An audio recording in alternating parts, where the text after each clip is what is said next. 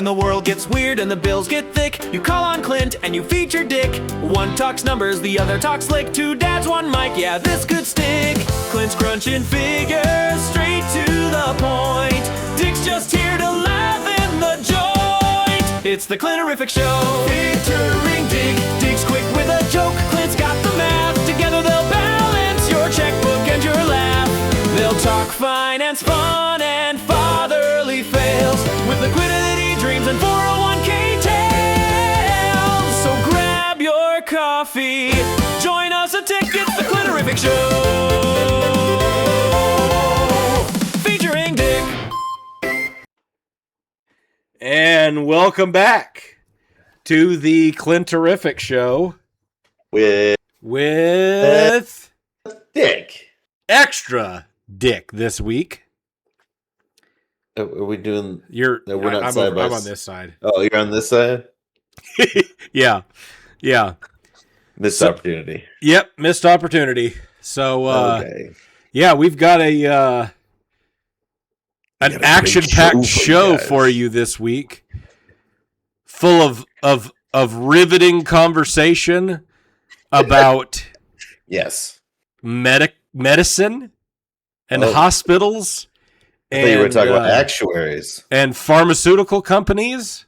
Uh-oh. We're gonna Where's go. my tinfoil hat? Yeah, we're not gonna go into the conspiracy theory stuff quite yet, but we are gonna dip our toes into the profits and margins and things like that. So yeah, we're gonna. You said profits, and I was thinking of a different profits, and then you said margins. I understood which profits you were talking about. Ah, yes, yeah, to profit, not somebody who prophesies. It's an important distinction. Yes, actually. Yeah. Although sometimes they can be interchangeable, because sometimes you prophesy correctly and you get like $400 million in the lottery. Looking at you, Creflo Dollar. Yeah. You don't know who Creflo Dollar is? I don't. Oh, my sweet summer child. Is Creflo. Is he of the Israeli persuasion? No. Creflo Augustus Dollar Jr., an American televangelist. He's a Roman. No, he's black. He's an American pastor, televangelist, and founder of the non-denominational World Changers Church International. Oh. Yeah. He's Hashtag go big or go home. Yeah, he's one of those let me I'm on his Wikipedia, just bear with me. Yeah. This is a shock. I'm sure everyone will agree. He has frequently been criticized for living a lavish lifestyle while leading a tax-exempt religious organization. He owns multiple high-end properties, including real estate in Atlanta and New Jersey. He previously owned a Manhattan apartment purchased for $2.5 million, sold for $3.75, and he's been criticized for the ownership of luxury vehicles, including 2 Rolls Royces. Wow.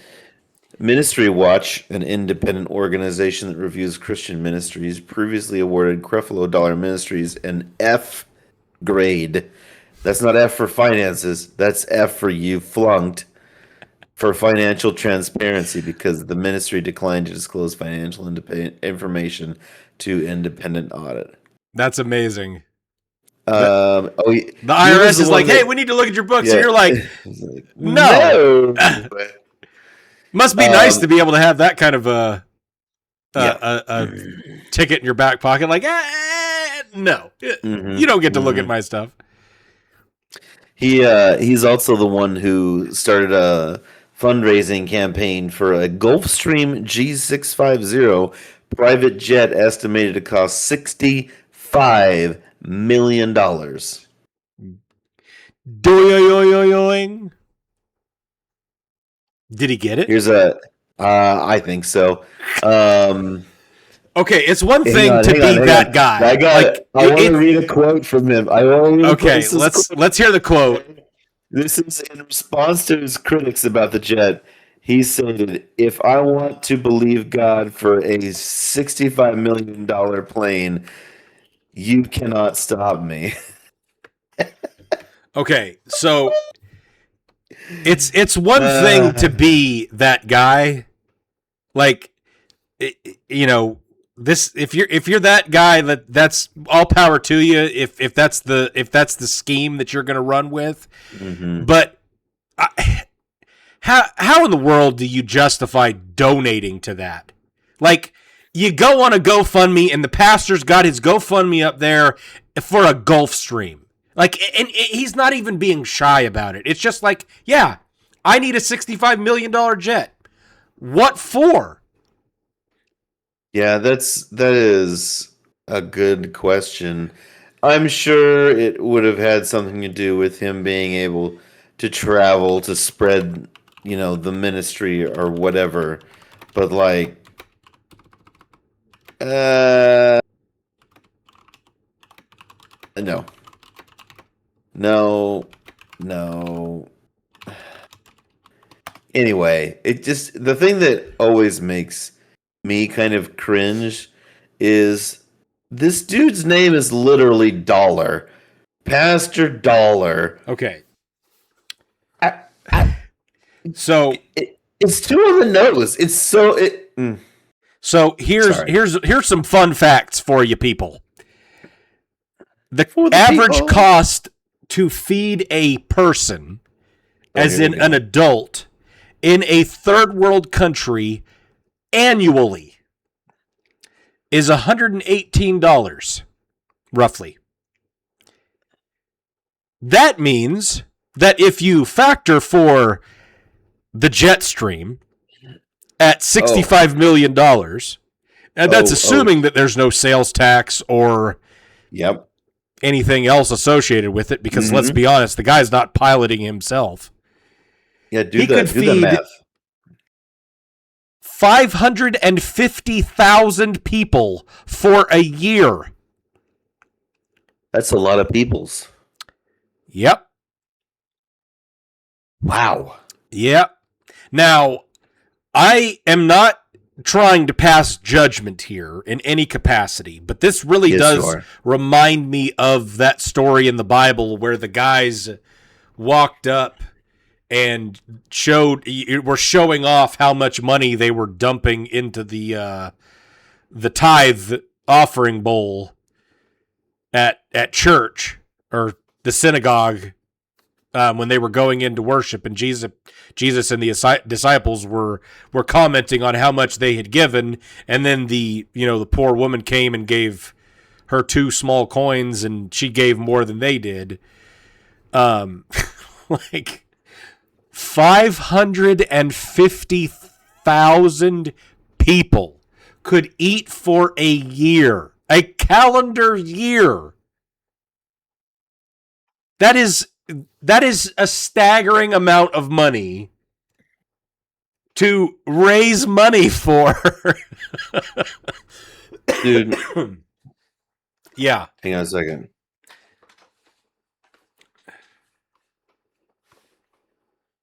Wait for it. Wait for it.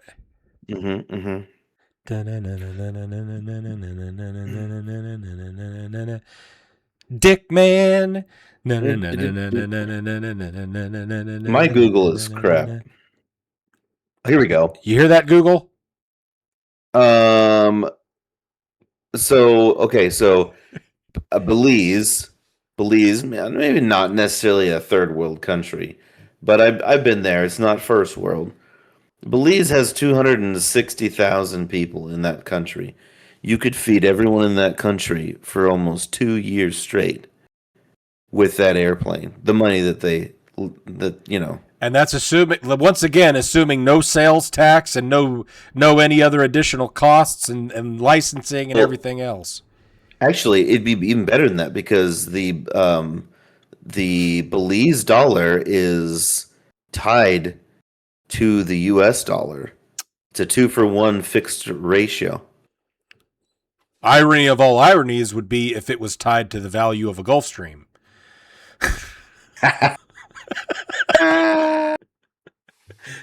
Anyway, how did we get on this? I don't know. We were talking about something with hospitals and something else. And I listen. We get on these side paths that just we just got to go with it. Just let it happen. Anyway, so segue one averted. Speaking of segues, we're going to talk about hospitals and how much money they make. Here's our segue to our sponsor, if we had one. And then we're going to talk about some new developments in the world. I think we touched on this. Did we talk about the whole debacle with Sony last week and their physical copies? Did we? I don't remember. I don't think we did. If we did or not. I know you talked about it in the very highly anticipated and viewed short. Yes, that was our greatest click-through rate of all time. It was 100%. 100. Yes, it was that technically infinite percent. Zero. Infinite percent. Yeah. Zero. Not a single person clicked on it. I probably need to go back and edit that title because I don't think anybody has a clue what physical copies provided means. But there's been some new developments in the gaming industry that I wanted to discuss. So we may touch on the Sony debacle, and I also have a new topic for Blizzard and the World of Warcraft. So for you World of Warcraft fanatics out there, nerds. Yeah. Sorry. Yeah, and then we're gonna go deep, get real deep this week. Dun dun dun. Yep. So we're gonna go deep with Dick, and let's dive right in. Why don't we? Oh yeah, head first. So there is a common point of contention, I think some would say, about the medical services that are provided in the United States. Really? Yeah. So What's that? There's a lot of people complain about the fact that there's not socialized medicine in the United States, and that healthcare is still something that you have to pay for, and things like that. And then you hear from countries like Canada who are bragging about how they have a free healthcare system, and they're bragging while they're in line for 9.5 months to wait for getting a broken arm fixed. And things like that. So, yeah. So anyway, what we're going to do is we're going to dive into the profit margins and financial gain that can be had by running a hospital in the traditional sense versus something that's fairly new. I don't know how new, but it's a non-insurance based doctor's office where the doctor does not take insurance from any provider. You have to pay a monthly retainer, essentially. That is a flat rate. For rich people. So it's for rich people. You would think that, but once we start talking about this, I think you would actually be surprised at how affordable some of this stuff would actually be. Is it like a co-op thing? No, it's not. So, I'm intrigued. Yeah, it's pretty interesting. I'm actually part of, not me technically. Anna has been using one. She's been using the same doctor for about 15 years now. Wait, is this a cult? No, it is not a cult. No cults. Oh, okay. No, this is a legitimate thing. And the only thing it really doesn't cover is just like major surgeries and stuff like that. Okay. So, anyway, I'm listening. We'll dive into that here in just a little bit. So, traditional hospitals. So a lot of people know, you get a primary healthcare provider, and you're just going to go to the family clinic down the street. They're going to take insurance. There's going to be the big hospitals. You go there to get a broken bone fixed, or go to the emergency room, or have a baby, whatever the case may be. Those are the big hospitals. So typically in the current 2026 financial climate, most people, I would think, would expect these hospitals to be making a significantly larger amount of money. And I think the thing that people don't take into consideration is a family clinic is more like something where you're going to see the higher profit margins, whereas a big city hospital, they're dealing with volume. So you've got Walmart versus trying to think of like a specialty store, Dillard's maybe. You're looking at significantly larger. I don't know if Dillard's is a specialty store, but like really, the mom and pop shop down at the end of the corner in downtown or whatever. It's like, Clint. It's like when you go to buy your panties at Walmart versus buying them at Victoria's Secret. Yes, sure. We all know you wait for the semi-annual. Exactly. I've always got to wait for a semi. Anyway, so the big hospitals, they're actually only getting around a 1 to 3% profit margin, which sounds like it's not much, but the thing is if you look at the amount that's being billed through their billing departments to insurance, it is astronomical amounts of money. Yeah, I mean, we went to the ER not that long ago for my daughter. May she rest in peace. And she's not dead. I just hope that she goes to sleep tonight. She's in California with her mother. Anyway, it was like a $5,000 visit. Of course, insurance paid a lot of it. It was like, it's ridiculous. Yeah. Sorry, did I distract you? No, you didn't. I was completely derailed by May she rest in peace. I was like, man, that is a really, really horrible way to pitch the fact that your daughter passed away. And I'm like, you're taking it well, because we talk all the time. No, she didn't pass away. I just hope that she rests peacefully tonight, because the kids haven't been sleeping as well at their grandparents' house. Of course. Now, and they're little turds when they're away from home, and are actually away from dad. When they're away from dad, because dad is the one that can look at them and be like, strike the fear of God in them. Yes. I don't beat my children often, but enough that they know the look. Listen, okay, so there's a lot of misconception, in my opinion, about the role of parents. Hospital? I think that a father's responsibility is to be the authority figure in the house. The mom is supposed to nurture. The father is supposed to be the authority.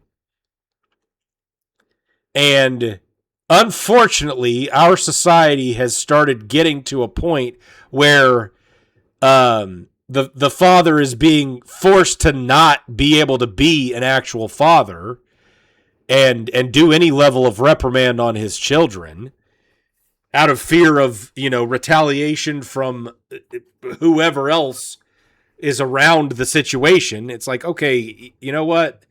This is how parents need to be able to parent to some extent. I'm not saying go out there and beat your child to a pulp, but yeah, there has to be a level of you got to beat them to just before a pulp. Well, it's phone books. Phone books. They don't leave bruises. okay. So here's an example. If the kid Oh.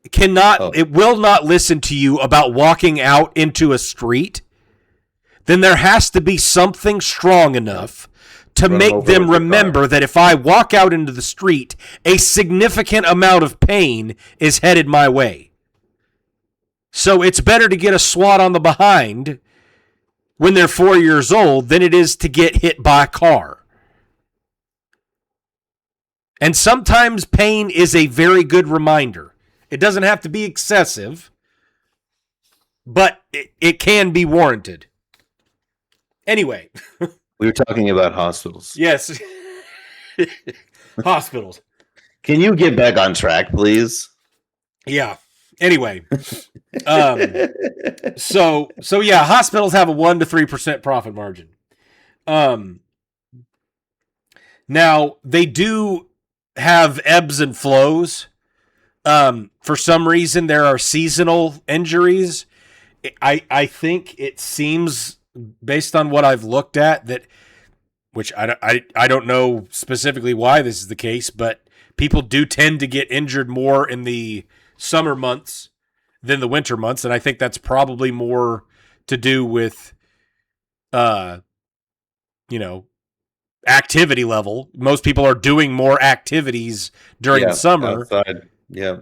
But then again, I would also assume that that's depending on what region you live in, because if you live in Florida, you're going to be in hot months all the time. So if you're a hospital in Florida, you've got good income all the time, because the average age of Floridians is like 97 or something like that.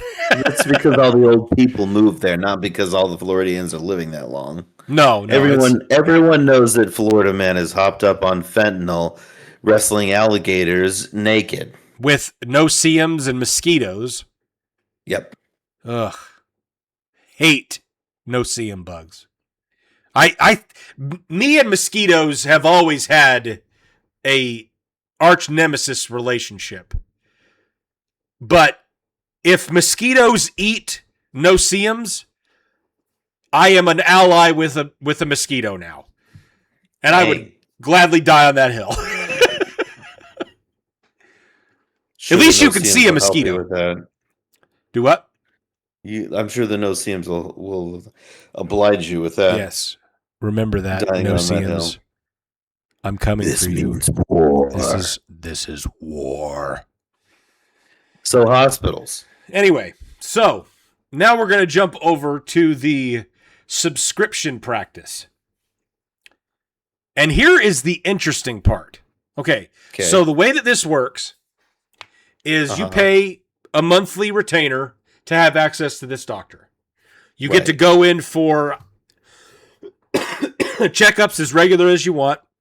They typically have 1 or 2 main doctors on staff. That's just your general practitioners, and then they may have like a secretary or office administrator or something like that, and then maybe a nurse to fill in the gaps.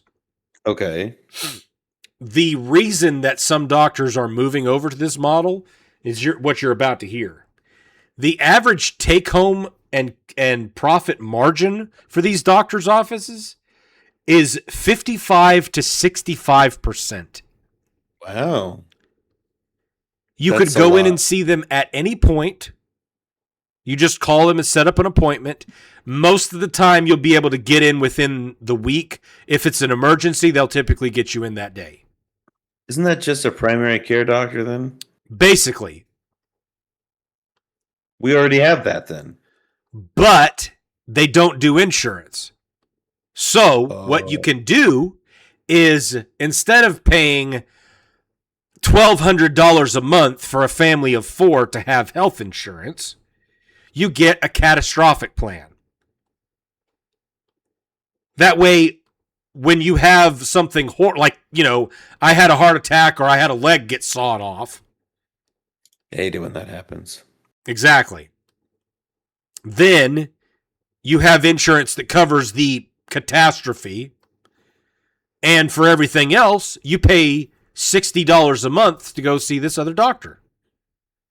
They write you prescriptions. They can give you shots. They can give you medical treatment for, like, oh, hey, I messed up my foot. I sprained my ankle. I need a splint or something like that. Most of the time they can do stuff like that. Now, for anything that's, beyond like a minor sprain, you're probably going to have to go to the hospital for.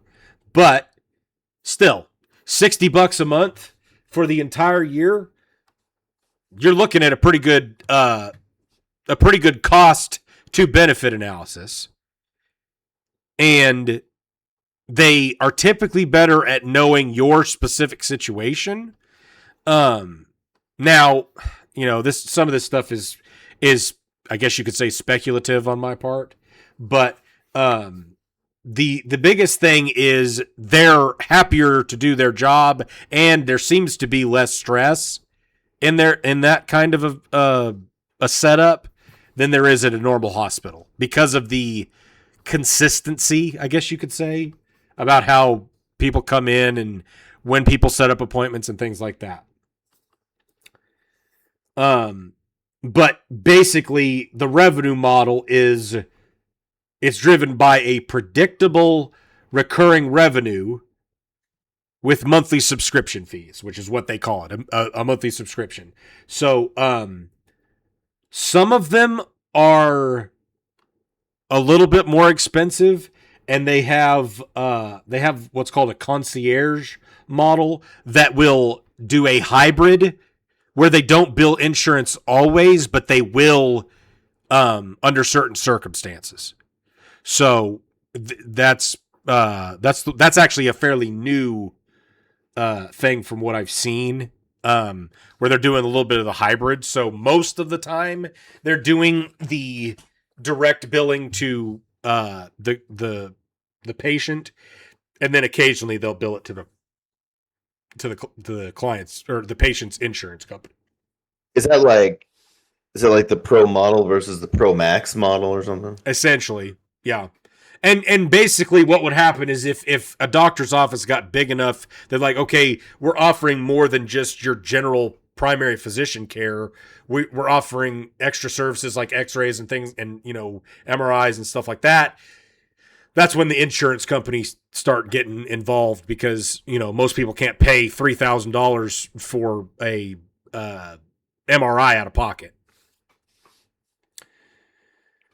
So, excuse me, sorry. So yeah, as far as doctors are concerned, I did find it interesting to see the actual significant difference. Now, obviously, in a major hospital, you're not dealing with, as few clients as these smaller offices are that are doing the direct billing to the patients. But that's what they call it. It's called a DPC, direct primary care physician. Versus a hospital. So hospitals, they're dealing with volume. There's large quantities of patients coming in and out every day. Whereas this, you're dealing with a largely set number of clients that you interact with on a regular quarterly basis, typically. And it saves. And here's the benefit. So these practices strip out the revenue cycle management infrastructure, which is what's used at these big hospitals. By bypassing third-party insurance claims, they eliminate coding compliance, which is one of the biggest problems with hospitals, is coding compliance. A good friend of mine works in computer programming, and she said that basically she's one of very few people in the entire country that has this coding compliance code, like the actual programming experience. And so I think she's actually a coder, and she teaches at a school in California or something like that. And she does it completely remote because she lives in Arkansas. But I was gonna say, yeah, they're like, yeah, we don't have anybody else that can teach this, so we're gonna have you do it. I was gonna say, it sucks to be you having to live in California, but Yeah. she doesn't have to live in California. Yeah. That's awesome. But yeah, so eliminates coding compliance. they don't have a billing department, which is huge for a hospital. Oh, I mean, yeah. I know everybody has had an issue with their hospital billing them for months and months and months on end. Like, hey, I've paid this bill 9 times at this point. Why are you still billing me for this stuff? Clearinghouse fees and the typical 8 to 15% collection loss seen in insurance-dependent models, which is insane. Like, I can't imagine that I would be running a business where 8 to 15% of my collections were lost because the insurance were just, we're not going to do that. We're not going to pay. That's just insane to me. That's why hospitals are so expensive. People don't pay their bills. What, the insurance company doesn't pay the bill. Yeah. Like, oh well, you were not in our umbrella, or you were out of network, or we weren't supposed to pay for that, or you coded that wrong, or that you went to a hospital that was in network, but the doctor was not in network. Some stupid technicality on that. That's the crap that people are getting insanely frustrated about, and they should be. They're rightly so frustrated about it. Yeah, absolutely. I think it's a huge racket, and it's like the insurance companies are basically practicing medicine because they're telling doctors what they can and can't do when the doctor is the one saying, this is what we need to do, and the insurance company says, no, you need to try this instead. They're practicing medicine without a license. Which is what's even more insane about that, because the representatives at the insurance company that are responsible for denying this stuff, that are guiding the doctors on what they can and can't do, they're not medical professionals. This guy took a weekend course on coding compliance for insurance purposes and what these different things actually mean, and he's making recommendations to a learned physician who spent 8 to 12 years getting his license to be able to practice medicine, and they're supposed to be taking advice from this goofball at the insurance company? That's insane.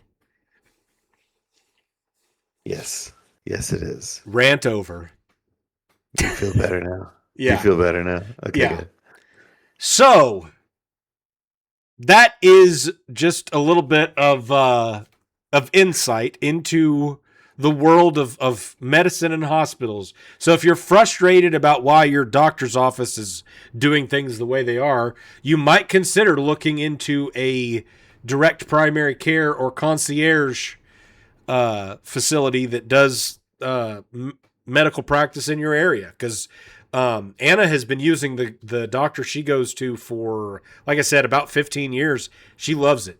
He's a good doctor. Anytime she has issues, she can go straight to him. He does blood work and can do shots and all that stuff, and write prescriptions and anything and all that stuff. And you have, typically when they do a program like this, you get a direct phone line to the doctor. So this is not like I've got to email in this system and hope somebody emails me back or responds to me in the next 6 to 8 business days.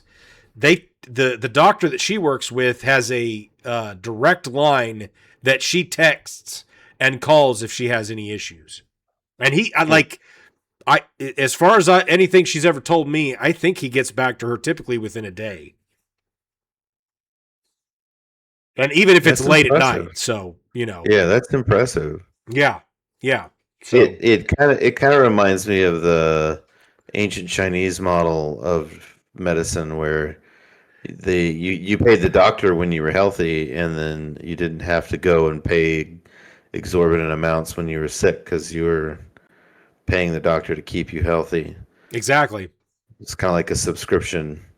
So very interesting. Yeah, subscriptions for the win. Doctor subscriptions for the win. Yeah, you say that until they start. Well, now see, we've changed our model, and the program that you're on now has ads, mandatory ads, and you're gonna have to pay an extra $160 a month to get the ad-free version. Looking at you, Netflix. Yeah. Fuck you, Netflix. Netflix. Speaking of Netflix, You'll need to beep that. we talked about Netflix. I think we talked a little bit about this last week, but I finished watching this new series that just came out called I Will Find You. Did I mention that to you last week? I don't remember that. No, I Will Find You, huh? Yeah, so I don't remember. I blew. It's a limited. I think it's only a 1-season show, but it was excellent. It has we did talk about it last week. It has the guy from Avatar. Oh, Jake Sully from Avatar. That guy. He's the main. So I finished it this week, and it was very good. It was very good. One of the better Netflix shows that I've seen in a long time. And I just saw today that they have uploaded the new Little House on the Prairie. That's supposed to be like a little. I haven't seen anything other than like a brief trailer for it. And I think it's supposed to be a little bit more of a gritty version of Little House on the Prairie, which is weird because, Little House on the Prairie was such a, it was a kid's book. It was for kids. I mean, I don't think it's supposed to be like gory or like, anything too extreme, but I think it's supposed to be a little bit more of an accurate depiction of the prairie life at that time. Okay. So anyway, I told Anna that it just got uploaded and we're gonna watch it, see if it's worth watching. But that I told her, I was like, this is like the first time in probably 3 years that I've actually had any desire to watch anything on Netflix, because it's just not been good. Although, so I did hear about a Netflix original that if you don't have Netflix anymore, do you? No. Okay. So, I may need you to see if you can use my login or something like that just to watch this movie so we can discuss it, because I think it would be a very comical discussion for us to talk about here in the next few weeks. How am I supposed to do that? They've got a location locked now, right? I'll just say that I was out of town for the weekend. So the movie is called Ladies First. It's from Sacha what's his name? Baron Cohen? Yes, from Borat. Very nice. And yes. So the movie is called Ladies First. I just started watching it today. I have not made it super far into the movie, but I just started watching it. So the premise of the movie is whatever the main guy's name is. It is Sacha Baron Cohen. He is the main character. He is a male chauvinist asshole, so to speak, according to the the little blurb about what the movie's about. Okay. And I don't know if he hits his head or if he gets trashed out of his mind or something, but he wakes up in a world where the matriarchy is the thing. So everybody talks about how like fight the patriarchy and all the other stuff. Well, then it's turned it like it's called Burger Queen. And he goes over to his parents' house, and his mother and his sister are sitting on the couch, scratching and farting, and watching TV, while his father is in the kitchen preparing dinner and taking care of the grandkids and all of this other stuff. And he has to go through like this. He's doing a one of those bicycle classes. And hot yoga and stuff like that. Oh my God. So he stays hot for all the women. And so anyway, I heard about this movie on I can't remember what it was. I think it was on like Tim Pool's podcast or Joe Rogan or something like that. I can't remember exactly what it was, but I was like, I'm going to check this out. And so supposedly the reviews are actually hilarious because it's supposed to show what the world would be like if women were the ones in charge. And it's actually like almost like nail on the head ironic, because it shows that the world is not the way that we're being told that it is, in a weird way. And so it's like, oh yeah, the men are the patriarchy, and they're just fighting to keep everything in control. And it basically like went against the point they were trying to prove from all the reviews that I've seen, which is what's funny about it. So I was gonna check that out and see what all the hubbub was about, because it got a few good reviews from what I'd heard. But I think it was good reviews from a perspective like, oh yeah, this is funny because it's like them shooting themselves in the foot kind of thing. Right. You know. But yeah, so as we're talking about the success of Netflix and things like that, that brings me into the Blizzard debacle that has been evolving over the last few weeks. I don't play any Blizzard games, so I have not heard about this. So okay, so World of Warcraft is, if for those of you who don't know, is one of the biggest massively multiplayer online role-playing games in existence. In their heyday, I think they had 15 million subscribers or something bonkers like that. It was there was an enormous amount of people playing that game. It is a monthly subscription game, so you pay $10, $15 a month to play the game, and then they come out with expansions that have new characters and races and classes and things like that you can play. Well, the game has been kind of dwindling down over the last 10 years. And this game came out in 2004. So it's 22 years old now. I think there's been 9 expansions, 9 or 10, something like that.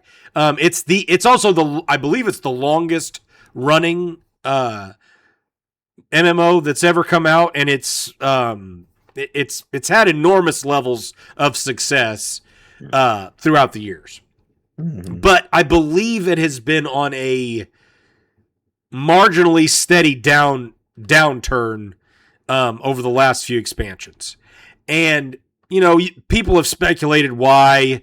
I think a lot of it is that they're pandering to try to get more people to come in and play. And as they're pandering to get more people to come and play, they're ignoring what the people who would want to play that game anyway would want, and so they're kind of throwing that stuff out the window, and it's taking away from the core of the game, because they're making it too easy and accessible for people. That was one of the biggest things when the game first came out, and for about the first three or four expansions was the challenge.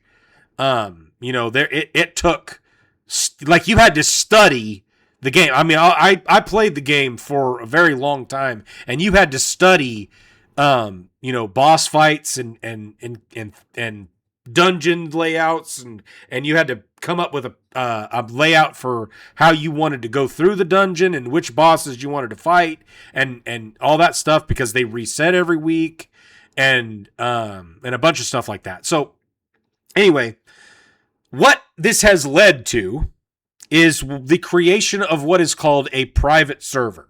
So the way that these games function is you are basically paying for a subscription access to Blizzard's World of Warcraft servers.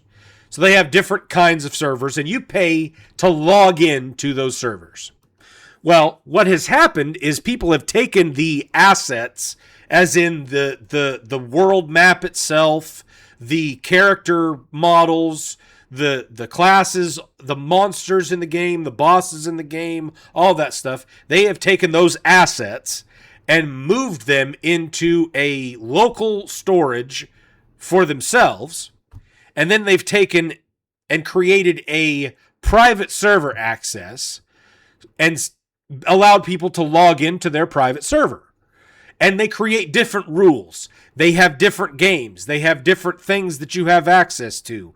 The maps may look different. They may add in special features like this is only up until this expansion. So you're not playing up until the most recent expansion, which is what happens if you're playing in World of Warcraft now. You're playing in, the first expansion only, or the first 3 expansions only. And there's been various private servers that have started popping up over the last decade, getting pretty good levels of popularity in some of them. And the biggest one, which is where all the controversy has come up recently, is there's 2 of them.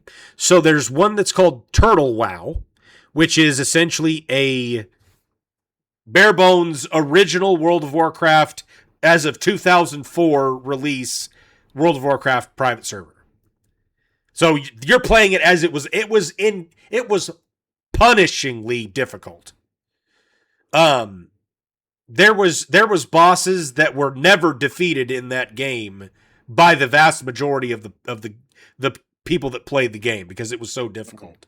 Some of you may remember the Leroy Jenkins clip.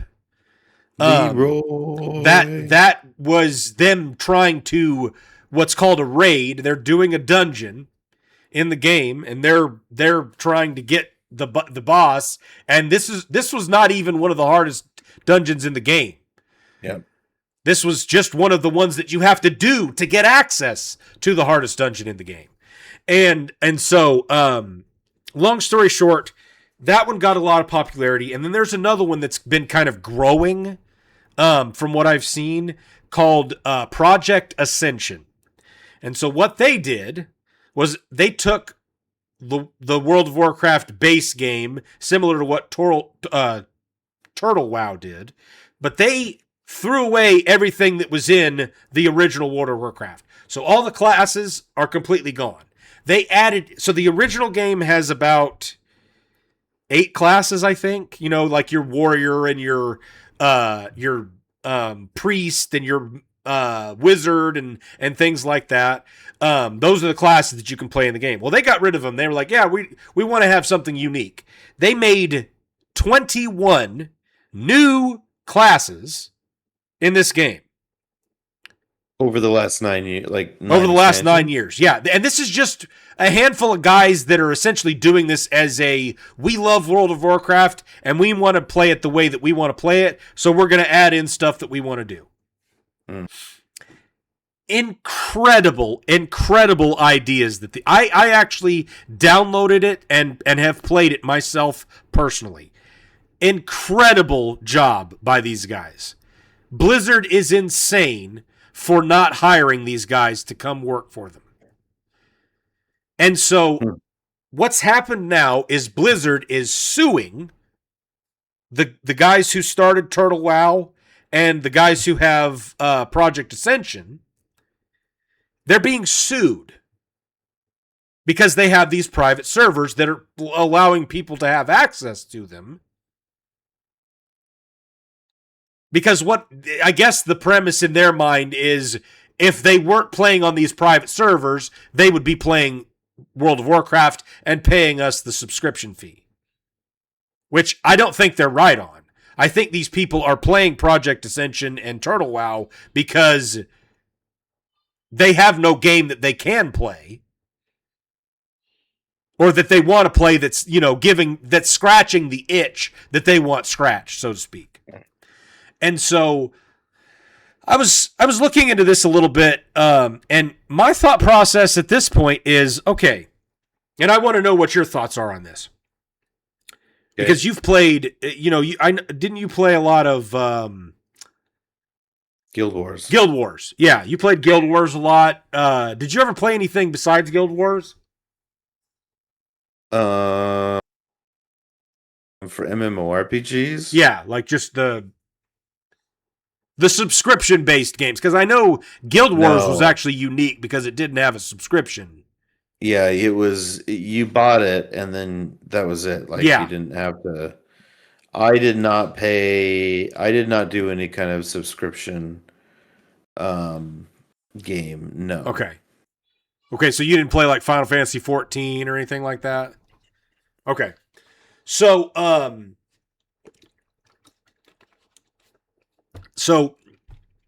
my thought process on this is if you have somebody that loves this game so much that they're willing to spend an enormous amount of time to create this server, instead of suing them and shutting down the player base that is already in love with this game, because I have seen dozens of videos pop up on YouTube reviewing this private server, and everybody is raving about how incredible these guys have done with this small team that they have that's making these changes.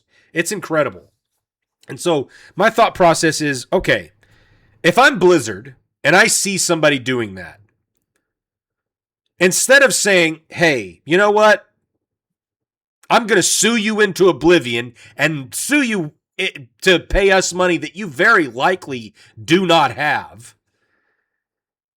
Why don't I just say, hey, you guys want a job? We're going to absorb your project.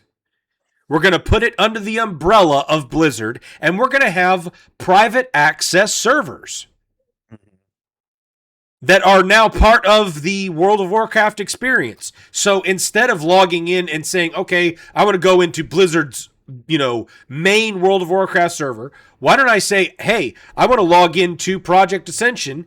I still have to pay the subscription fee to World of Warcraft, but I get to log into the Ascension server or servers, because there's obviously enough people that want to play these games. Why don't I just embrace that passion for game development? Because they obviously have it, and we're comparing this to a product that it's unlikely that people that are playing this Ascension game or Turtle WoW or whatever would be paying the subscription to play retail WoW anyway. So, yeah, I just thought it was a very fascinating idea to absorb them instead of just being like, yeah, we're going to sue you into oblivion and you probably can't pay us. So really the only thing that happens is you're just going to have to shut down the server. And if you turn it back on, then you're going to have to pay, this fine and this fine and this fine. You know what I mean? Are you tired, Mr. Dick? I thought there was going to be a question. I did. I asked you, what are your thoughts on why they would sue rather than absorb them? Because, well, first off, I'm guessing that philosophically and fundamentally, the group that started their own thing has a very different approach than Blizzard now. And Blizzard's not about making a prime user gamer experience, and they're about making money. Whereas these guys, they're about making the best game people are going to enjoy, which is something Blizzard used to do until they sold their soul. EA. I would not be surprised if Activision. Yeah, I would not be surprised if the message doesn't get translated as well in this private server thing they've got going on. Yeah, that's possible. And Blizzard is all about the message. Yeah. Nowadays. So yes. Okay. Sorry, I was channeling the critical drinker there for a second. Which makes me laugh watching this video. That's to have the message. The message, yes. Oh, he's so right. No, he is right. He is right. I think. I think that Blizzard exists in a very highly corporatized environment now, where their first step is not to look at what someone else is doing and say, how have they captured part of our audience in a way that we weren't able to with our same product? Yeah. Looking at you, Nintendo, and learn from that and use that as a guidepost instead of just instead of just suing people into oblivion. Because in a way, like, okay, you can make a case, probably a very legitimate, a very legal case for IP infringement. Yeah. Oh, 100%. Like, there's not a doubt in my mind that they are literally playing with stolen assets. Sure. Legally. And they're illegally playing with stolen assets. right. I'll get to my thought on that here in a second as well, because there's another wrinkle there. I think I know where you're going with that, but go on. Anyway, let me lose my train of thought a little bit here. So, damn it, Clint. You were talking about the message. I was talking about the message, but I was trying to move on from that. Oh. Um, About why they would sue these guys into oblivion, and yeah, they're part of this environment now, this highly corporatized environment where that's their first reaction on IP infringement. And I'm looking at you, Nintendo. Oh yeah, because Nintendo wants to sue everybody that even looks like something that they're doing. Right. And instead of taking the opportunity to say, hey, let's take some cues from this, or perhaps, these people are actually doing like really awesome work. Maybe we should work with them instead. But I think one of the other factors that I find interesting, and I always find it very funny, not funny necessarily haha, although sometimes funny haha, but mostly funny ironic, that the number one company and as a purveyor of digital game media, Steam, their founder says that piracy is not a moral issue, it is a convenience issue. If this kind of thing was natively built into Blizzard's game, then this group would not exist. Yeah. And they would be capitalizing off of people paying to have that experience. So they are literally cutting off their own, what is it? How do they say? Cutting off your nose to spite your face? Oh, yes. Yep. I agree. In a way, they're saying that it wasn't their idea. And since it wasn't their idea and they're not making money off of it, no one will make money off of it. Which is that's what's weird about it, because I mean, I think they're taking donations to pay for certain aspects of the game. Let's see. They have a shop that you can pay for certain things, but I don't know what you can. I think it's to like basically keep the. Okay, let's see. What do they have?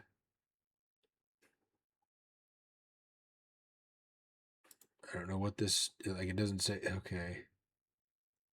Okay, so like they have books that like will think it'll save you time. So for example, in the game you can get a profession, like you can be a blacksmith in the game, and it'll take you, it looks like it'll level you up very rapidly, so you don't have to spend all the time leveling blacksmithing. You can just be at the max level of blacksmithing. So yeah, like it's pretty simple stuff, but it's not required to play the game. It's I'm choosing to pay for this, but I don't have to, Right.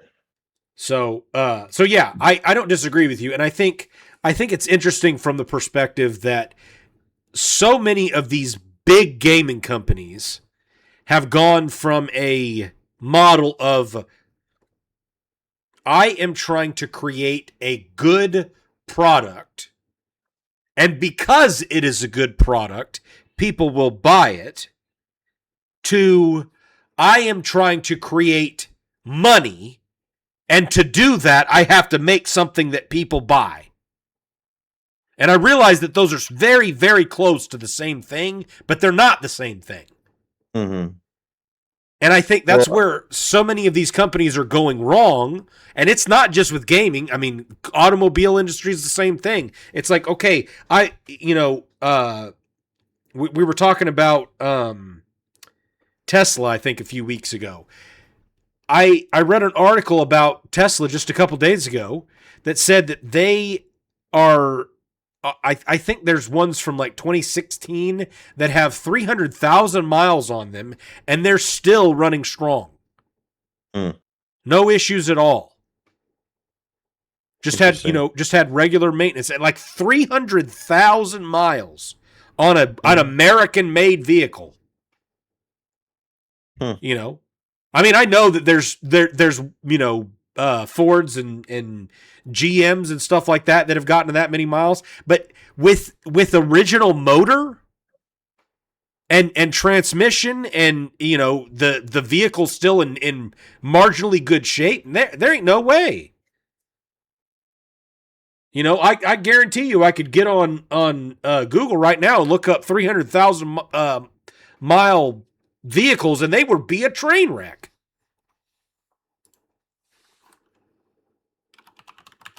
Yep.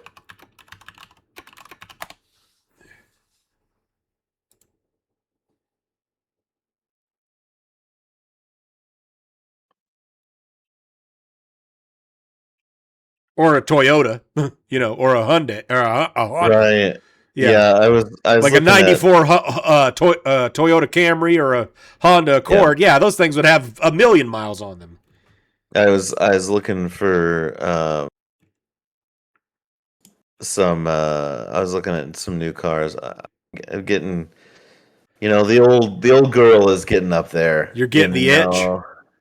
A little bit, just because it's kind of annoying because it just keeps having issues. And even though I know, like, right now it's almost more economical to fix it a little bit than to buy a newer car. Yep. Have you seen the new Stout? It'd be nice to drive something I didn't have to replace all the spark plugs on every six. The blank, the slate. Yes. Those are pretty cool. No thanks. You don't like the... I mean, yes, they're cool. They're cool, but it's an electric. It's an EV, and... I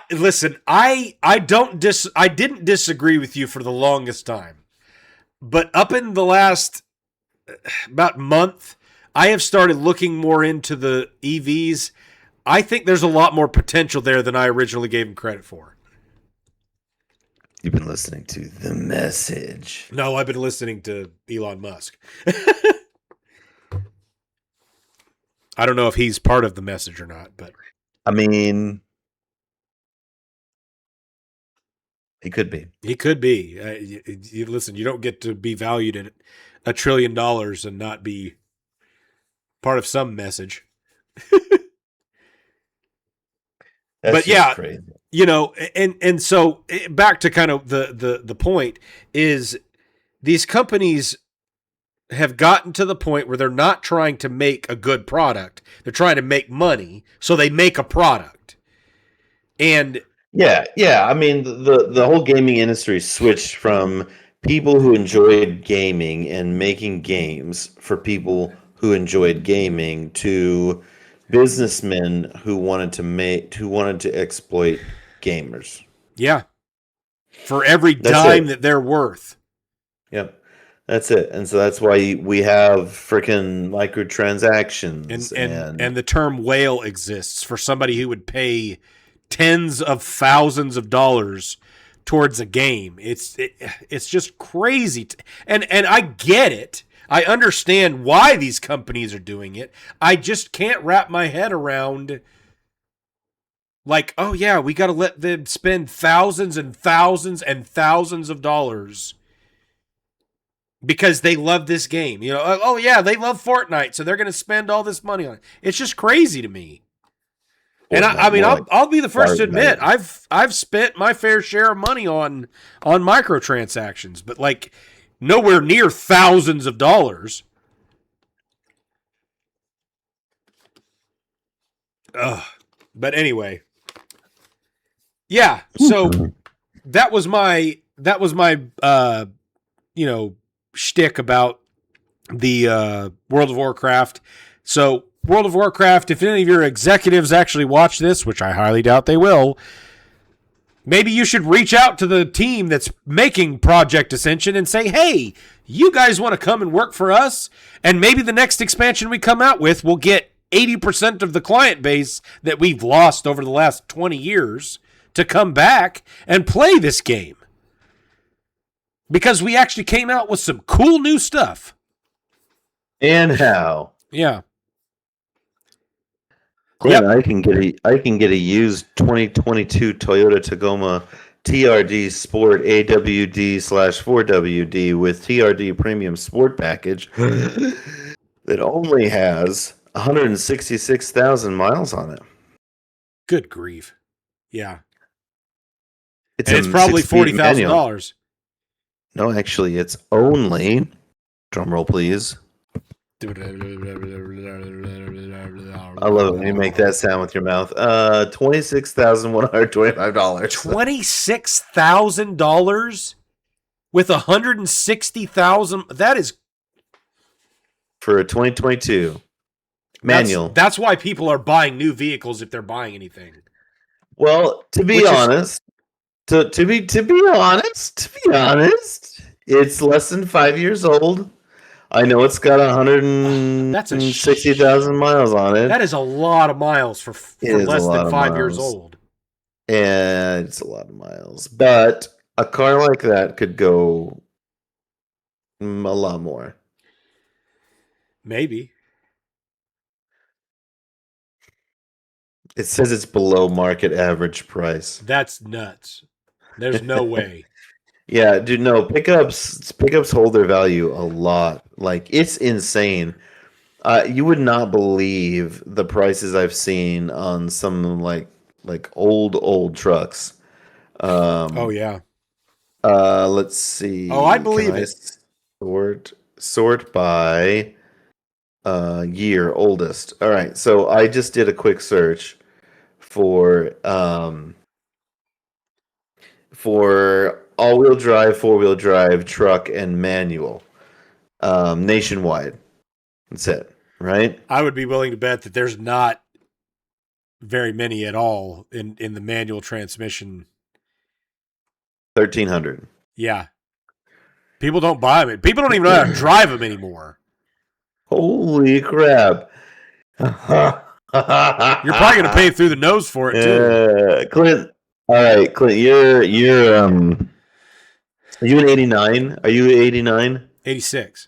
86. That's so close. I just found a pair of Toyota pickups, 1987 Toyota pickups. They're both 4x4 regular cab. They both have less than 100,000 miles on them. No accidents. So an 87? 1987 Toyota pickup, 4x4 regular cab with 84,000 miles on it. I'm going to guess 15,000.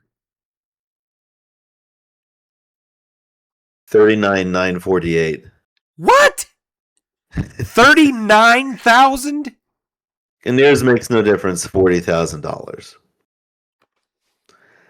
And the other one with 93,000 miles on it is 32,995. That is insane. I'm telling you. That's not even a big truck. That's those little, yeah, the tiny ones. Well, sure, but here's the problem now: is it's not just, especially with under 100,000 miles on them. I mean, I get that, but still, it's not a new 87. If it was 15,000 miles, oh yeah, 100%. I could see it being worth that, but right, but that's getting close to 40 years old, and it has less than 100,000 miles on it. That's still a ripoff. It's practically mint. $40,000. I mean, this one's I don't know if this one's if there's something super special about this one because it's a beige and it's got striping on it. That was the only color that Toyota had at that time was. No, they have a gray one. They had light gray and dark gray and beige. Sorry. And white. Tan. I think they had some white. It's called tan. Tan. Tan exterior and brown interior from something. Yep. Yeah, these are the little tiny ones. And that's the thing. Like the car market has just gone insane. I was looking. I mean, I'm clean. You know, I'm not in the market for a new vehicle by any stretch.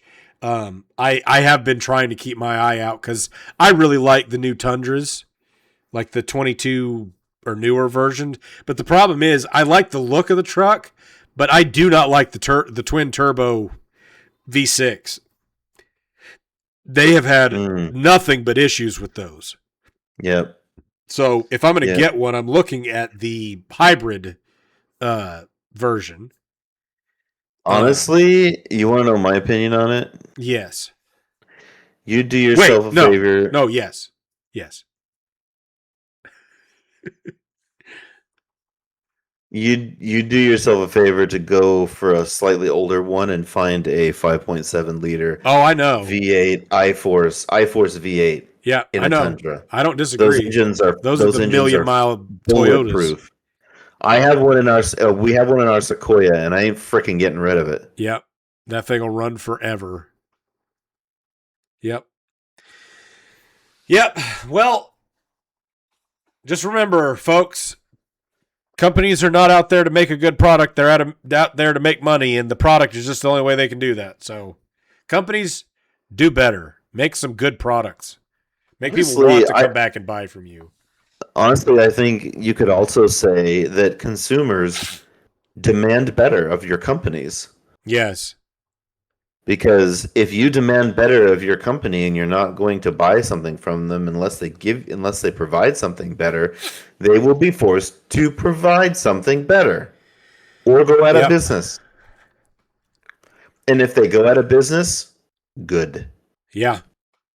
Yep. Let the market correct itself. Which here we go. Brings us to our final segment, Going Deep with Dick. I've gone deep on Auto Trader right now. Uh-oh. He's in it. He is in it. Oh, here we go. Here's a 2001 Tacoma. V6 We're going to go deep into Auto Trader this week. They want only $22,790 for it with 182,000 miles. Wow. No, this week's topic is a little bit kind of off the wall and out of left field. I haven't even really talked to Mr. Dick about it much at this point. So my tip for this week is knowing the value of a second opinion. Ooh. Go on. So, I've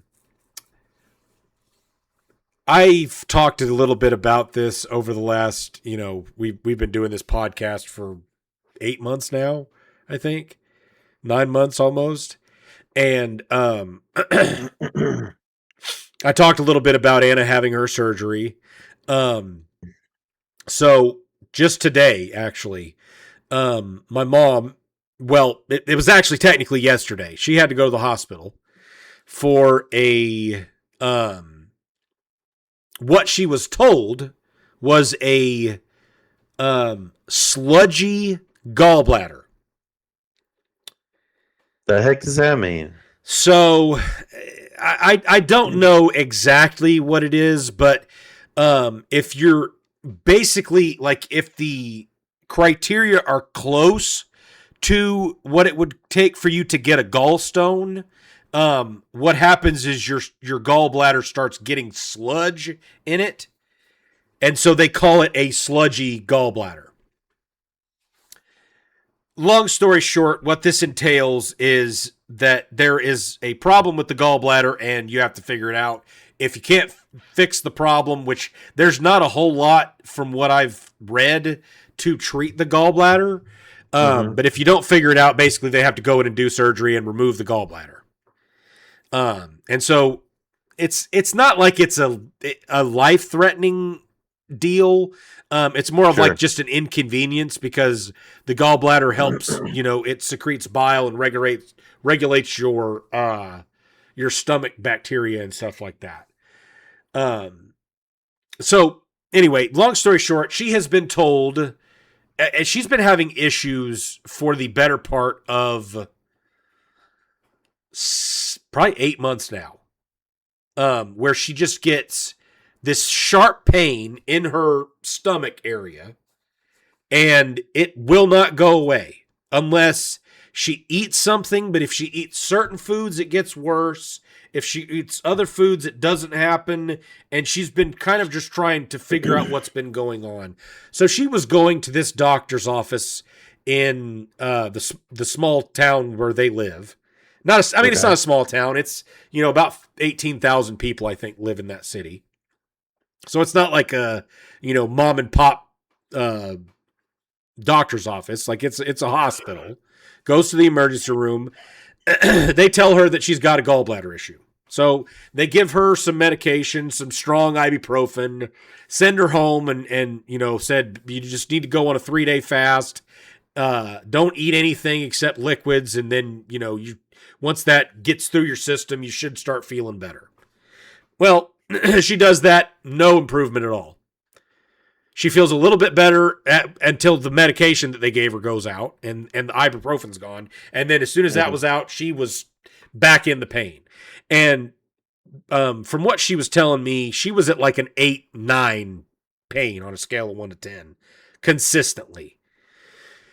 And so we talked to her like, well, the problem is what you're describing, it shouldn't be causing pain or it shouldn't stop pain when you're eating, because after she would eat, she wouldn't be having the pain. And so so she'd been trying different stuff for the past about month and nothing was getting any better. And so I was like, well, we'll just get a second opinion. So they go to another doctor's office and have some chit tests done. And they're like, well, your gallbladder is now fine, but it seems like it's moved over into your pancreas and your duodenum are both inflamed. Cool. And so I'm like, okay. So they're like, okay, what do you do for that? Well, they gave her the same stuff. They're like, yeah, go take this stronger ibuprofen and do a fast, or, take this medication and it'll go away. And I'm like, well, that doesn't seem like that's going to fix anything, because if it was going to fix anything, why didn't it fix it last time? Exactly. Yeah. Exactly. Yeah. So I was like, okay, you're going to our doctor, or the doctor's office that we go to, which is one of the bigger ones in the area.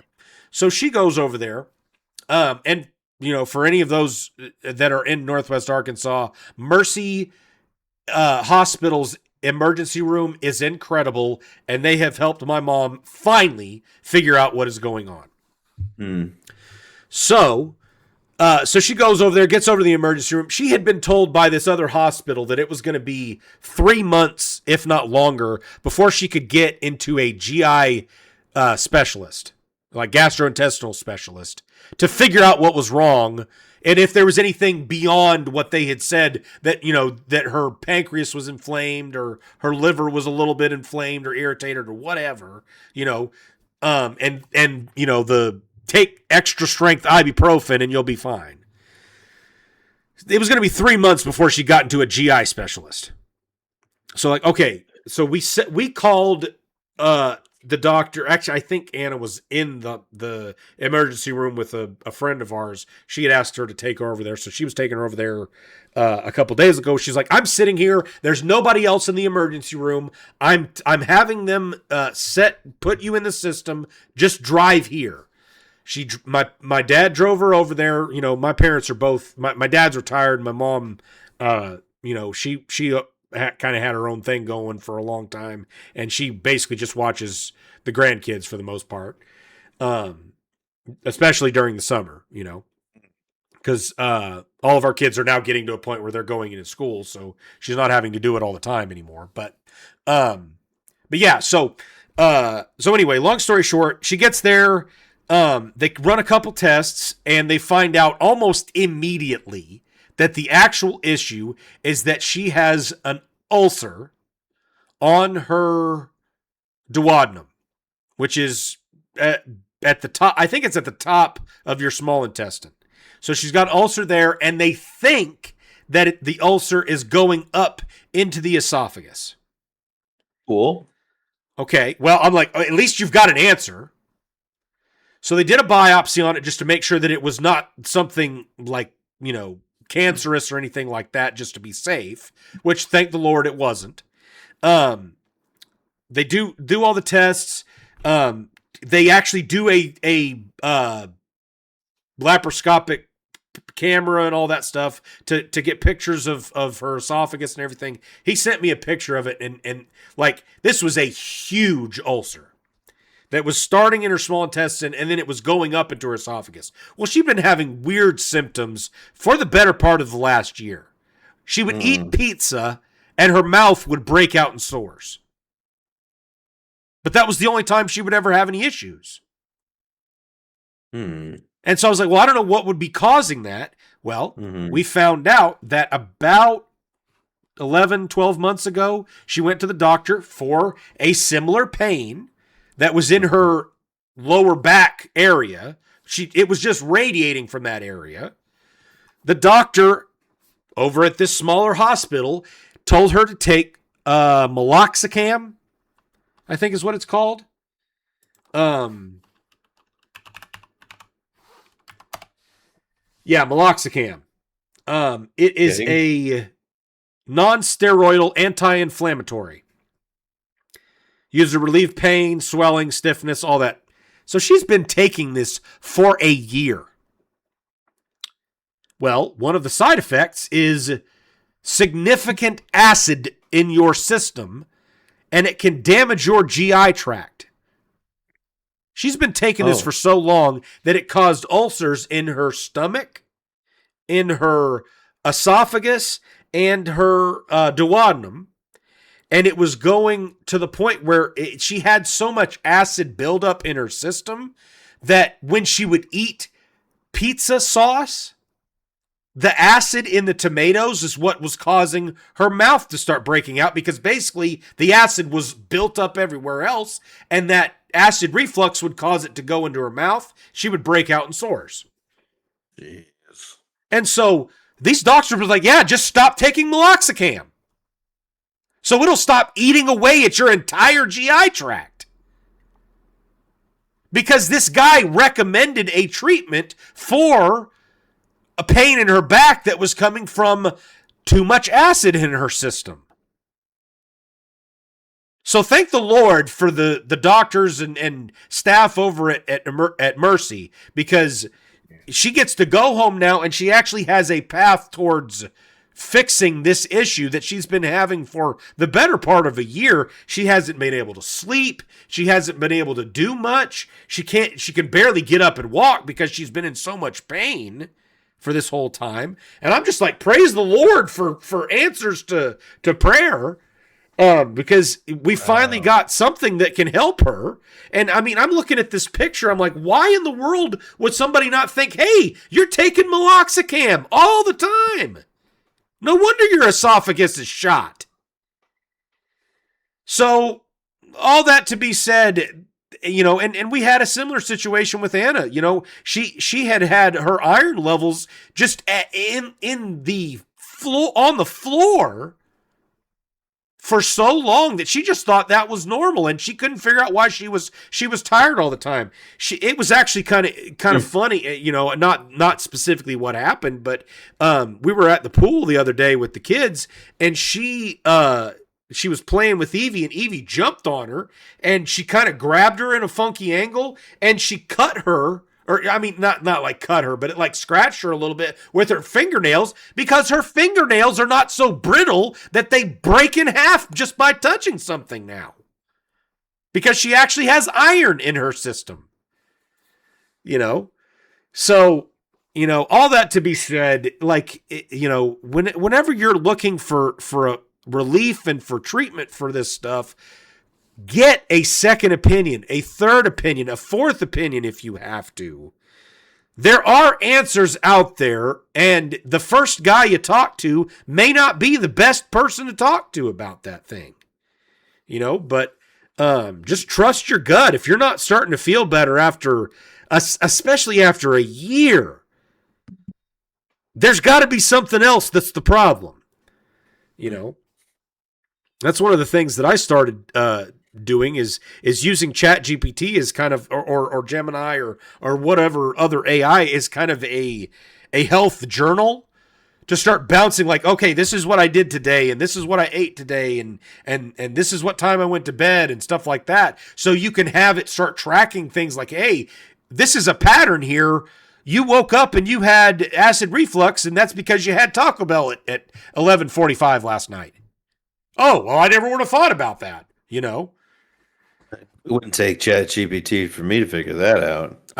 I'm using that as a fairly extreme example, but like the premise is to have more of a journal that you can ask questions to and stuff like that, and try to get at least some level of input, because with all the advances that we've had in medicine and things like that, doctors still make mistakes and miss stuff, and you should not be the one that has to pay the price for that and suffer for the rest of your life. So that was my whole going deep, is just understand the value of getting a second or third or fourth opinion, and don't look for the opinion that you think is right. Look for the opinion that seems like it's going to actually be a solution. And if you try that solution and it works, great. If you try it and it doesn't work, try something else. Don't just give up and say, oh, well, I guess I'm just destined to suffer for the rest of my life because this doctor didn't know what he was talking about, or that doctor misdiagnosed me, or this doctor couldn't figure out what the problem was. So, yep, there's my tip for the day. Just remember, kids, next generation of doctors is going to be cheating with ChatGPT, so take care of your health now. And how? Well, that is our show for the week. Yep. So yeah, I've actually, as a closing thought, so this is a unique phenomenon that I wanted to talk to Mr. Dick about. So, do you remember the Little Rascals movie that came out around the early 90s? It had Whoopi Goldberg and Reba McEntire and 1994. Yes. Not the old good black and white ones. I'm talking about the one in 94. Okay. Yeah, I remember it. So, two guys from that movie have started a podcast on, I guess, just whatever platform. It's called I think it's called the Not So Little Rascals. Oh. I saw them pop up on TikTok. I followed their channel. They don't have very big of a following right now, which, it is what it is. They're just starting out. I don't think they've really done anything in acting since this, but I think one of them's name was Froggy in the movie, and then the other one was Woim or something like that. It's those two characters are the ones that are doing this podcast. Anyway, I liked I subscribed to their podcast. I got a message within half a day of them asking me to go and listen to the podcast that they have posted. They gave me a link or whatever. Go listen to the podcast and give it a review. And I said, yeah, I was a super big fan of Little Rascals. I always loved that movie. That was one of my favorite movies growing up. I still, my kids love that movie. I've watched it a few times with them. It's a great movie. I loved, I would love to have an opportunity to do an interview with one of you if you guys want to come on our podcast, because we have a podcast. And I just thought it was fascinating that like immediately after they're like, yeah, hey, go watch our podcast. I was like, do you want to do an interview? Like, it'd be interesting to talk about it from a comedy and a financial perspective about what it was like. Do you still get royalties? You know, a bunch of questions about what it was like to be on a movie like that got so popular in the 90s. And their immediate response was, yeah, we don't do any other podcasts. And I'm like, okay, like, I mean, I'm not going to, like, you're not hurting my feelings or anything like that, but, like, you just asked me to go do stuff for your podcast, like, not even like a, hey, yeah, I'll think about it, or we'll see if we can pencil something together, or whatever else. Nope, just, yeah, we don't do other podcasts. Like, okay. Like, everybody's got a freaking podcast anymore. Like, what does it hurt to do a collaboration? You know what I mean? I don't know. We probably don't have enough clout yet to get people to want to come on. I realize that we don't have enough clout, and I'm sure that it's going to take us a few more years to get there. But you're going to need to do a few more push-ups. Yes. I did my push-ups this week, and I will be posting the video probably tonight, if not tomorrow, of me doing my push-ups. So I worked listen, I actually had to do them twice because I thought I turned the video camera on to record, and I accidentally took a photo and didn't record it, so I had to do them again because I didn't realize I wasn't recording. So yeah, but that is our show for the week, and we've got a few things that may be coming to fruition hopefully next week with some guest interviews. I was not able to talk to our friend over at Microsoft this week. I have had a lot going on this past weekend, but hopefully we'll be able to discuss with him a time next week, and maybe we can get that worked out, and we will have a fascinating AI-based interview for you.